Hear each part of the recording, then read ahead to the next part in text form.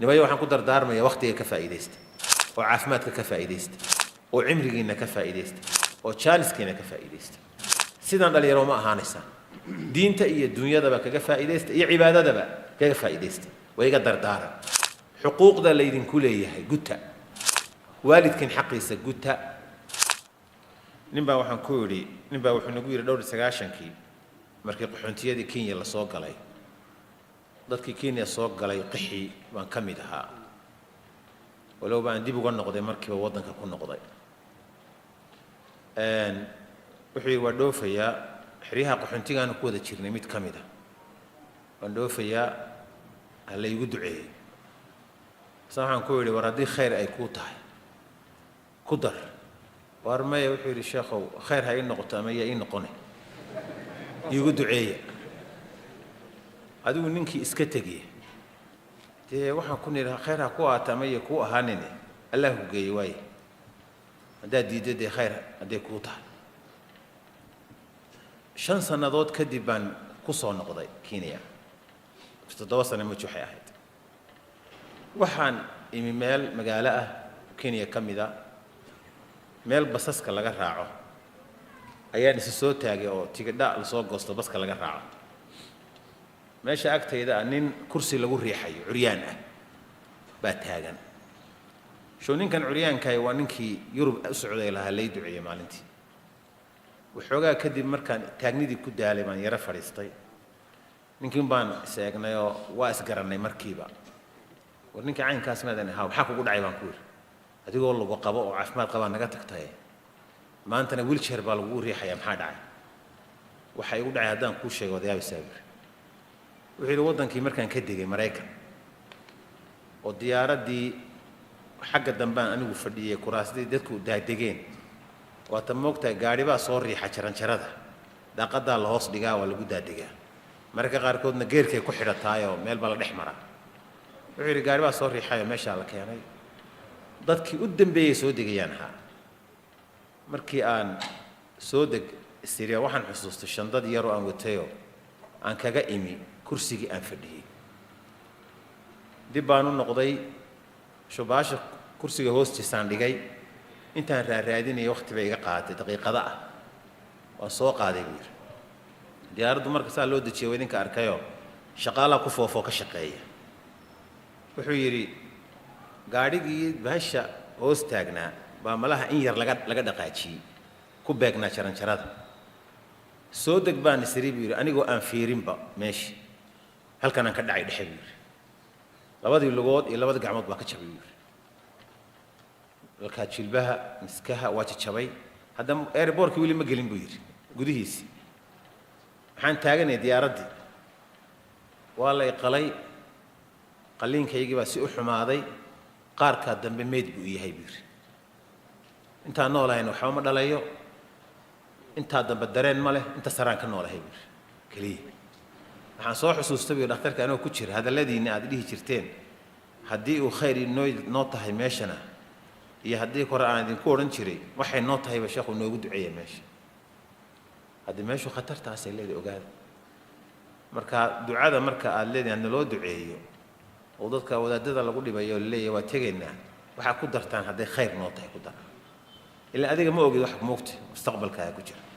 hadii khayr ku yihiin hadaan khayr ku ahayn wax ka khayr badan ilaahu isiidhe ilaahay mustaqbalkaaga og inta bacdigeed ibn al-qayyim rahimahullah kitaabadiisu inta badan quluubtay la hadlaan oo acab badan yihiin kitaab yaro al-fawaid la yiraahdo leeyahay wuxuu yiri qofka bani aadamka ah waxyaabaha dhaqanka iyo diinta toosan iska hortaaga waa 4 qodob aad buu hadalkaasi acab u leeyahay waan soo qoray marka hadalkiisii wuxuu yiri arkaanul kufri 4 tiirarka qofka gaalnimada iyo xumaanta u horseeda waa 4 buu yiri waa kibirka iyo xasadka iyo shahwadu waa xumaanta iyo macaasido aad jeclaato iyo غضبka iyo cadhada qofku inuu qof ciil iyo cadho qaba yahay markasta wuxuu yiri sheekhu rahimahullahu ta'ala al-kibru yamna'u al-inqiyad hadii qofku kibir galo wuxuu u diidayaa kibirku inuu hoggaansamo oo shareecada u hoggaansamo oo khayrka iyo diinta u hoggaansamo walxasadu yamnacu qabuulu nasiixa hadday xaasidnimo qofka gashana nasteexadii inuu aqbalo oo ciddii u sheegaysa ka qaato ayaa xasidnimada u diidaysaa walghadabu yamnacu alcadaala cadhada iyo ciilqabku qofku hadduu yahay qof cadho iyo ciilqabo ahna cadaaladii in wax cadaalada ku hadlo ama si cadaalada wax u qorsheeyo ayay u diidaysaa washahwatu tamnacu atafaruqa bilcibaada shahwada iyo xumaanta iyo macaasida iyo dunuubta jacaylkeeda qofka uu jeclaadana waxay u diidaa inuu cibaadada ilaahay u faaruqo oo si fiican u cibaadaysto markaasuu wuxuu yidhi faida nhadama ruknu lkibri sahula calayhi linqiyaadu haddii uu dumo oo qalbigiisa uu ka dumiyo qofku tiirkii kibirka ahaa ee ku jiray si sahlan wuxuu u sahlanaanayaa inuu hoggaansamo oo ilaahay iyo rasuulkiisa ka amar qaato shareecadiisii ku dhaqmo waida nhadama ruknu lxasadi sahula calayhi qabuulu nasiixa haddii uu qalbigiisa tiirka xasadka ah ka jabiyo oo ka masaxana waxaa u sahlanaanaysa nasteexada inuu qaato wuxuu yidhi oo isna naseexada uu bixiyo waida nhadama ruknu lghadab haddii tiirka ciilka iyo cadhoqabka ah nin dadka ciil u qaba hadday dowlad tahay hadday shacab tahay hadday qabiil tahay hadday dad tahay ciil qaba ah cuqdad qaba ah waxa haddii calooshiisa uu ka dumiyo ka saarana sahula calayhi alcadlu waltawaaduc waxaa u sahlanaanaysa cadaalad inuu ku noolaado wax ku dhaqo ku macaamilo iyo tawaaduc oo aan cidna iska sarraysin waida nhadama ruknu الshahwati sahula calayhi الصabru wاlcafaafu wاlcibaada haddii qalbigiisa uu dumiyo oo ka gooyo tiirka shahwada oo macaasida iyo xumaanta oo la jeclaado ah waxaa u sahlanaanaysa inuu sabro oo cibaadada u adkaysto oo xumaanta ka sabro oo qadarka ilaahay ku sabro qof dhowrsan noqdo ilaahayna caabudo markaasuu hadal la yaab leh uu ku gebagabeeyo wuxuu yidhi wazawaalu ljibaali can amaakiniha aysaru min zawaali hadihi alarbaca caman ibtuliya biha afartaa qodob oo qofka qalbigiisa nadiif ka noqdaa ayaa waxay ka sahlan tahay buuro waaweyn in la dumiyo oo meeshay ku fadhiyaan laga qaado buu yidhi qof ka tegey baa afartaa qalbigiisa ka nadiifin kara buu leeyahy ilaahay markaa subxaanahu watacaala ina kuma imtixaamo waxaasoo dhan taas waa iga nasteexo qodobka labaad waxaan ku nasteexaynayaa ku mashquul adiga naftaada ceebaheeda inaad dawayso oo aad saxdo dadka ceebihiisa ha ku mashquuli naftaada ceebay leedahay soomaalidu waxay tidhaahdaa isumajeeda islaan laayey waxay kaloo yidhahdaan maroodigu takarta saaran isagu ma arkay takalu arkaa marka adigu ceebta naftaadu ay leedahay xagga diinta iyo xagga dunyada isa sax ku mashquul dadka ceebihiisa kaga mashquul dantaadaa ku jirto xadiidkii doctor khadar si fiican baa u maqlayseen qodobka saddexaad qur'aanka akhrintiisa ku dadaala adduunyada dusheeda kitaab la akhriyo oo kitaabka qur-aanka la midihi ma jiro hal xaraf oo ka midii waa 10 xasanaad dhiiggaaga iyo dhuuxaaga iyo dheecaankaaga ayaa qur'aanku dhex maraya markaad akhrinayso fiirinta aad fiirinaysa keliya baa nuur ah kitaabka musxafka ah inaad kitaabka ilaahay ugu yaraan bishii hal mar dhammee ugu yaraan maalintii juz xitaa haddaadan hal fadhi ku akhrin karin juska kala qayb haddaad ka badin karto nin raga tahay 2 juz akhri 3 juz akhri waa waxa adiga kuu kordhiya haddaan hadda ku iraado maalintii hebelow $1,000 miyaan ku siiyaa mise 2,000 mise 3,000 ما يصدق يقدر لا بيسي مد سي ما دايس هذا ما يصدق حد يقدر بالله ده يقدر كردين يصدق حد يقدر مركا ده هل جزء آخر سيد هذا موقت مسكح وضدك فهم يعني بحلوش يا جماعة دولار كاسين فاهمين إنه العكت مركا ده هدي أذربتيد إن ما عندي جزء آخر لا بقى آخر صدق آخر والباب أدي كوفرا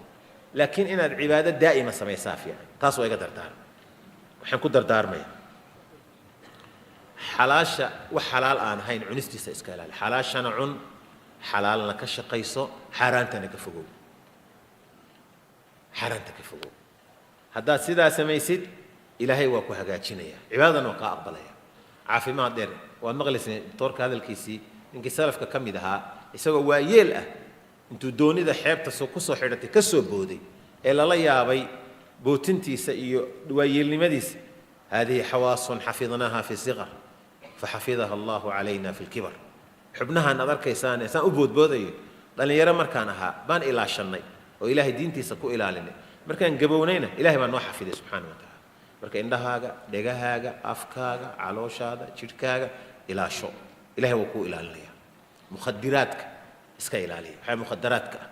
سيجارك مالها عن ماشان مقالة أدول عجيبة يابك لو حكم ذا نيودك سيجارك ما يعبان مسلمين قال ومثل عجيبة موقت ملاحظة شيء حنا عبد أي شيء إياه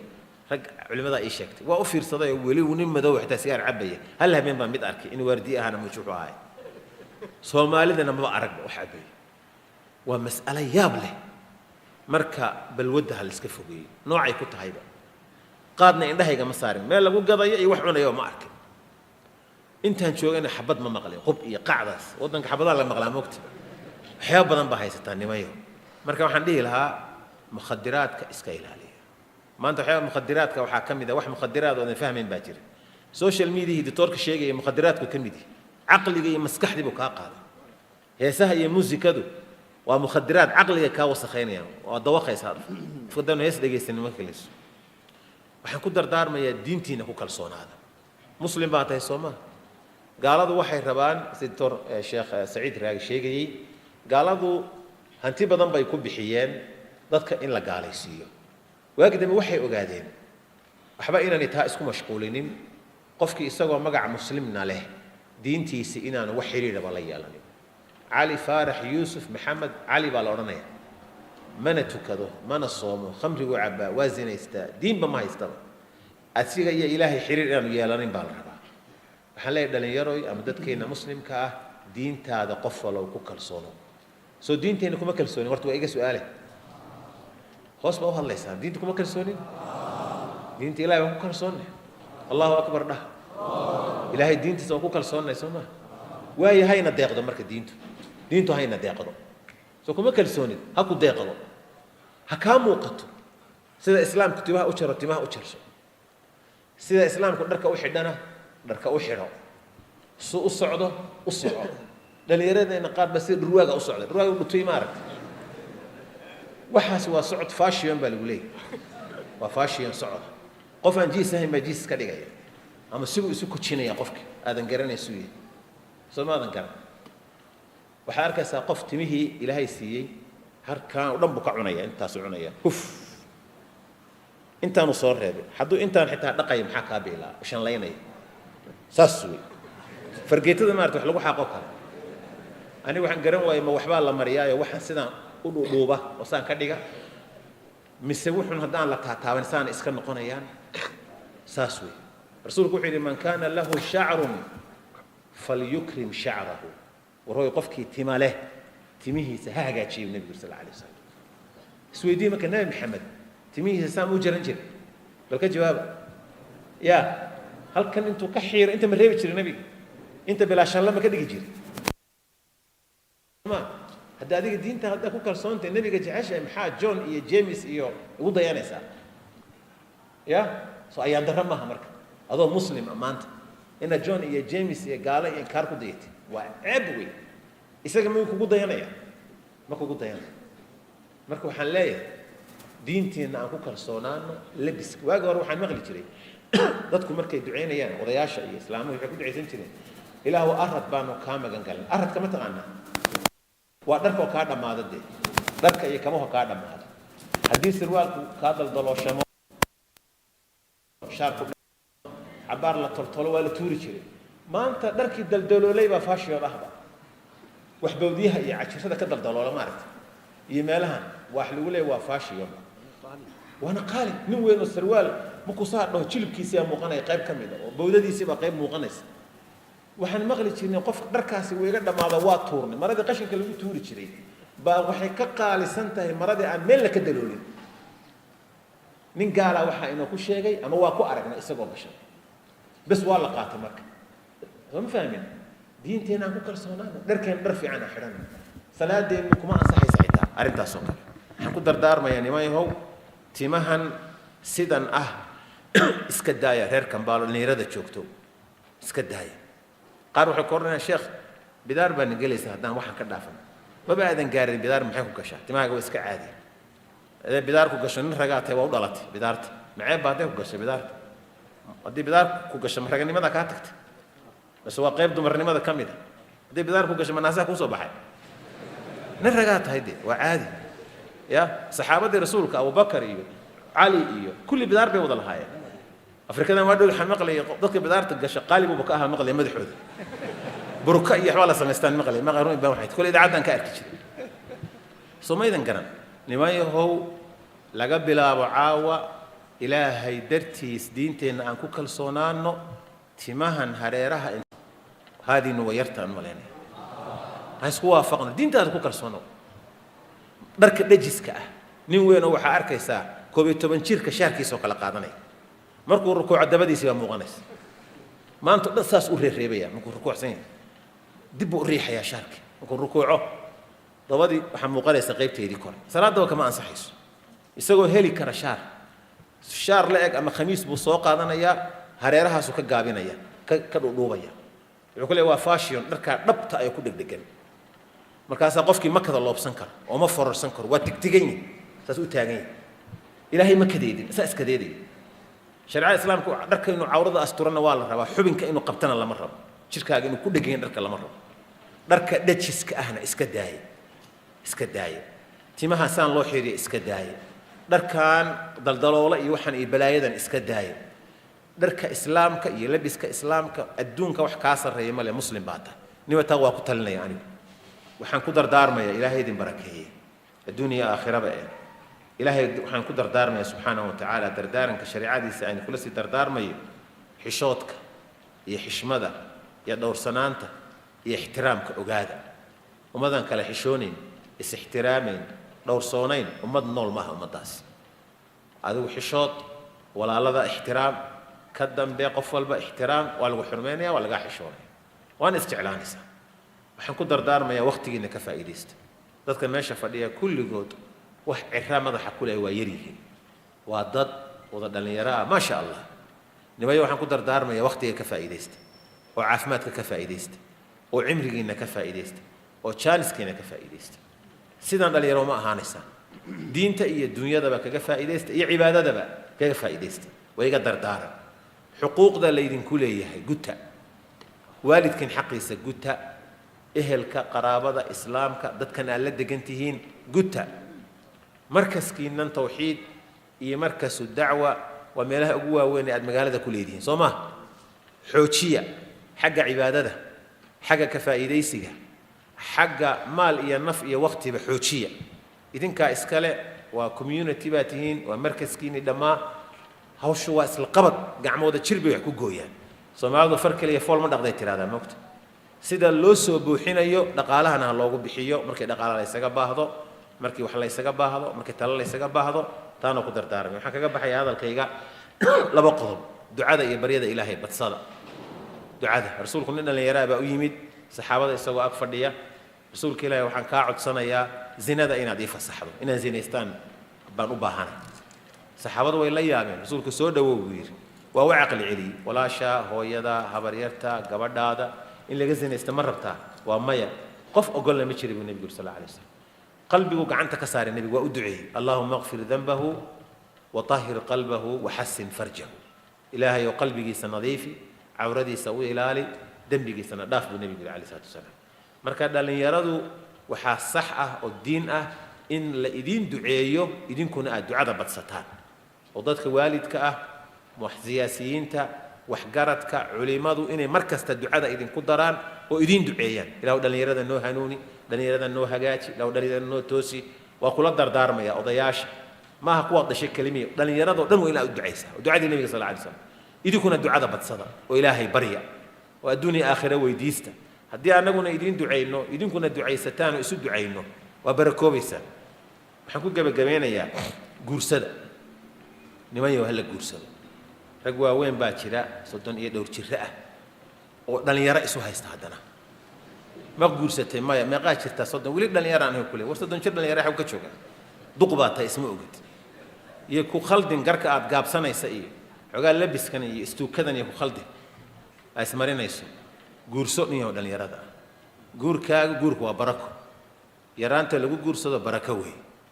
waxay dhalinyaradu waxay arkayaan dad dibadaha ka soo noqday oo caruuro iyo baasaboorro wata oo halkan soo degay ama halkaa degay markaas wuxuu ku leeyahay markaan lacag iyo baasaboor iyo guri dhisto oo ganacsi samaysto ka bacdi baan guursanaya dee horta inaad intaa helaysid yaa kuu sheegay marka hore midda labaad yaa kuu sheegay inaa intaa gaaraysid qofna allaha ka dhiga kuu soo duceeya guursada guurka calaasha ee guursada oo qodbastirada waa laydinku xantaaya iska daaya baasha qodbastirada xanteedu waa soo batay adiga gabadhaa dhashay